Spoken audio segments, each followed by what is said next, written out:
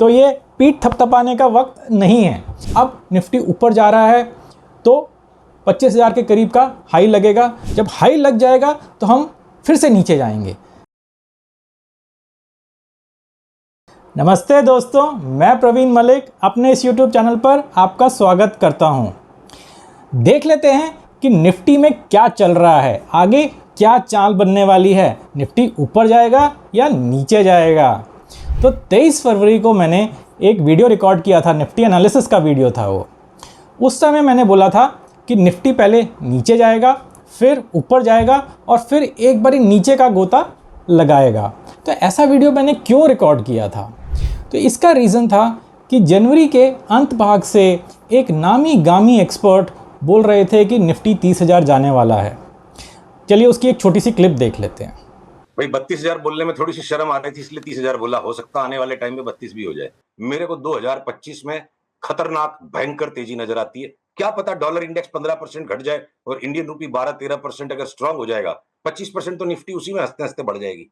तो आप सुशील केडिया जी को तो जानते ही होंगे, वो एक नामी गामी टेक्निकल एनालिस्ट हैं।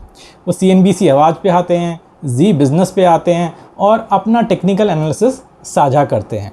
तो मैं उनके बारे में कुछ नहीं बोल रहा हूँ, मैं सिर्फ इतना बोल रहा हूँ कि हर एक टेक्निकल एनालिस्ट का एनालिसिस गलत हो सकता है, तो उनका भी एनालिसिस गलत रहा। तो 23 फरवरी के 3-4 दिन पहले मुझे एक YouTube लाइव पर एक कमेंट मिला कि सुशील केडिया जी बोल रहे हैं कि निफ्टी 30,000 जा सकता है। उसके बाद जाके मैंने उनका वीडियो देखा। चलिए आप भी देख लीजिए एक छोटी सी क्लिप। वो 30,000 वाली कॉल इंटैक्ट है ना? अभी आपने रिवर्क तो नहीं किया उसको? जो रिसेंट मार्केट का मूव आया उसके बाद अभी भी इंटैक्ट है? और ज्यादा अब तो इरादा मजबूत हो गया है। अब तो चार्ट्स कहेगी या तो इस साल तू माला पहनेगा या तेरी फोटो माला पहनेगी। अक्रॉस द बोर्ड तेजी है। तो सुशील केडिया जी जनवरी से बोलते जा रहे हैं कि निफ्टी 30,000 जाएगा, 30,000 जाएगा, 30,000 जाएगा। फरवरी में उन्होंने यही बोला, मार्च में भी उन्होंने यही बोला। लेकिन पिछले कुछ समय में, पिछले 2 से 3 महीने में मैंने भी कई वीडियोस बनाए और हमेशा मैं अपने एनालिसिस पे ही स्टिक रहा। तो मेरे एनालिसिस देखिए ज़रा।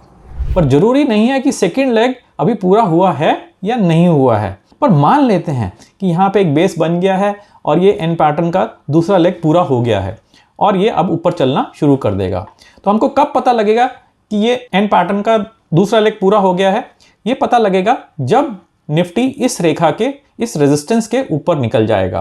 तो 23,228 के ऊपर एक कंक्लूसिव ब्रेकआउट दे देगा तो हम बोलेंगे कि ये एन पैटर्न का दूसरा लेग पूरा हो गया है और ये अब ऊपर जाना चाहिए। तो अब ऊपर कितना जाएगा? क्या 30,000 चला जाएगा? मुझे नहीं लगता कि 30,000 जाएगा। हम फिबोनाची से कैलकुलेट कर सकते हैं कि ऊपर कितना जा सकता है, यहाँ टॉप से और यहाँ पे बॉटम तक। तो यहाँ पे ये जब ऊपर चलना शुरू होगा तो जनरली 61% तक जाता है। हो सकता है उससे थोड़ा बहुत ऊपर नीचे रह जाए। तो 61% आ रहा है 24,918। तो मेरा अनुमान है कि निफ्टी 24,918 तक जाएगा, अगले 1-2 महीने तक चला जाएगा और उसके बाद नीचे गिरना शुरू होगा। और जब निफ्टी नीचे गिरेगा तो वो हम तभी कैलकुलेट कर सकते हैं जब एक इंटरमीडिएट टॉप बन जाए, मतलब कि जो अंदर वाला एन पैटर्न है उसका टॉप बन जाए। उसके बाद हम नीचे का लेवल कैलकुलेट कर सकते हैं। परंतु ये मान के चलिए कि यहाँ तक तो आएगा ही, मतलब 22,795 तक तो दोबारा एक बारी आएगा ही।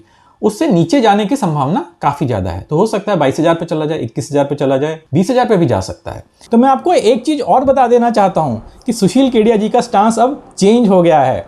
अब प्रवीण मलिक और सुशील केडिया एग्रीमेंट में हैं, कंप्लीट एग्रीमेंट में हैं। कुछ 4-5 दिन पहले उन्होंने CNBC आवाज़ पे यह बोला, बॉटम का पैटर्न नहीं है, इसलिए ये लोएस्ट लो टूटेगा। वॉर होगा तो टूटेगा क्या, और वॉर नहीं होगा तो क्या बाजार में तेजी हो जाएगी? मैं बोलता हूं वॉर नहीं होगा तब भी बाजार का लो तो टूटेगा। अब इसके लिए सौदा कब करना है?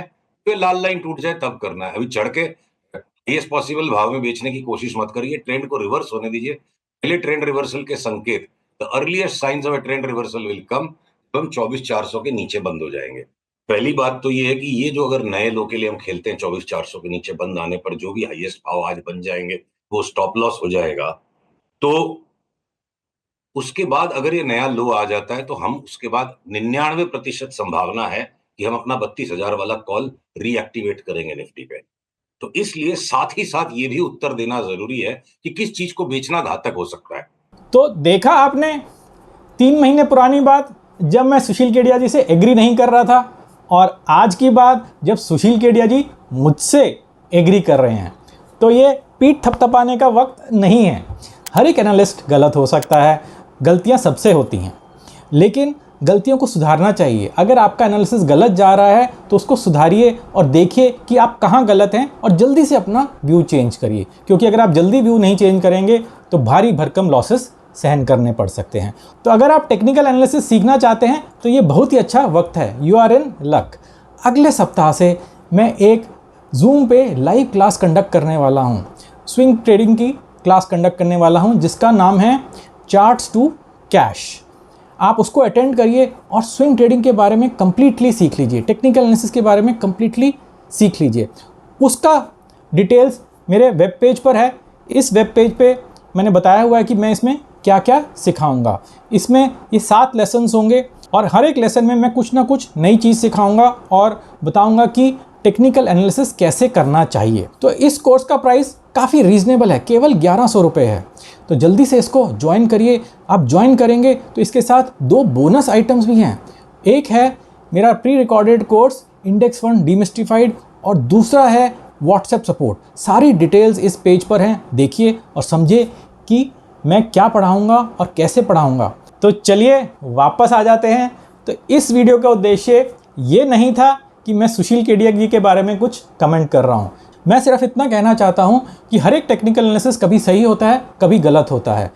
जब वो सही होता है तो बढ़िया बात है, लेकिन जब गलत होता है तो उसको अपनी गलतियाँ सुधारनी चाहिए। तो मैं भी कई बार गलत हुआ हूँ, तो इसका ये मतलब नहीं है कि गलती हो गई तो उसी पे स्टिक रहना है, अपनी ईगो के साथ चलते रहना है। उसका ये मतलब है कि आप अपनी गलतियाँ सुधारिए। अगर आप अपनी गलतियाँ सुधारेंगे नहीं तो आपके लॉसेस बहुत ही बड़े हो जाएंगे। तो अभी हम बात करते हैं कि आगे आने वाले समय में निफ्टी में क्या होने वाला है।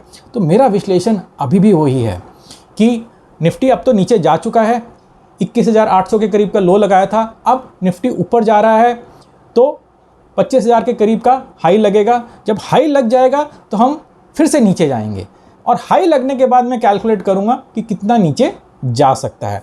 आप मेरी लाइव सेशन पे आते रहिए।